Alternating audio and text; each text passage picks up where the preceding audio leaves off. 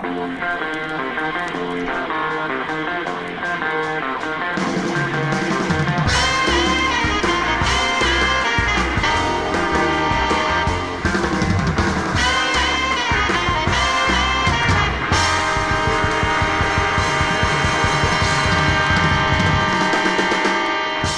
name is Beth Wathen, and I'm the owner of the City Beer Store. And today I'm going to show you a brief introduction on how to tap a keg.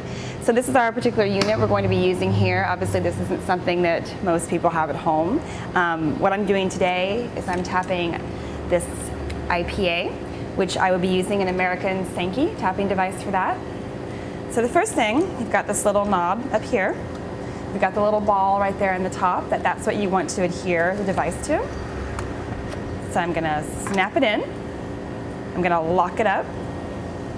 When you feel it catch, you're gonna pull and release and lock in the lever. So now it's tapped, ready for action. So now I'm just gonna do a quick demonstration on how to tap a keg at home, which I'm sure a lot of you are familiar with, having attended various keg parties over the years.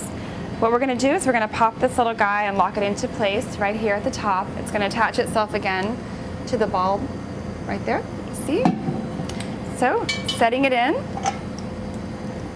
see right there, and then I'm gonna lock it into place. So it's just like a church key. Just twist it, turn it, and then we're gonna release the lever, which is the final locking process. So up, down, in. And then at that point, you might wanna do a couple quick pumps, just to make sure that you do release some of the air. All right, the first glass or two might be a bit foamy, so we're just gonna kind of pour those two off. You'll see that right there. What we're tapping today is just a traditional American style. But if you're tapping something, let's say for example, a Belgian beer. Belgian beers a lot of times they're keg conditioned, and so they still have a lot of the carbonation that exists within the keg. So when you're tapping it, and you're not using a bar system, you're just using a hand pump, you're going to get a lot of foam, a lot of resistance in the beer, so it's something we don't typically recommend if you don't have a professional system set up at home. We also change our lines every 2 years. You just want to make sure, because even if you're doing all the proper cleaning, it's still things they wear down over time. You'll get kind of like a cardboardy, dusty flavor in your beer. That's how you know that the beer is either old or that the lines haven't been cleaned. German beers and beers from Europe, they have a different tapping device. It's called a slider, so it just connects a little bit differently than this one.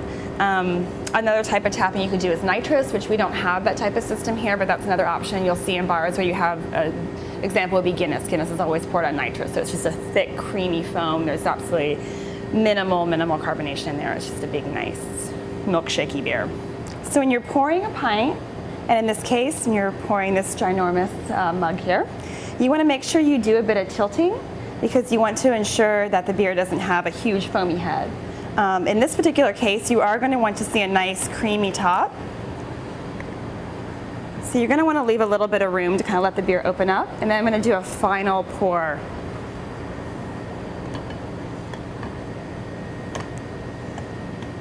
All right, and there we have it.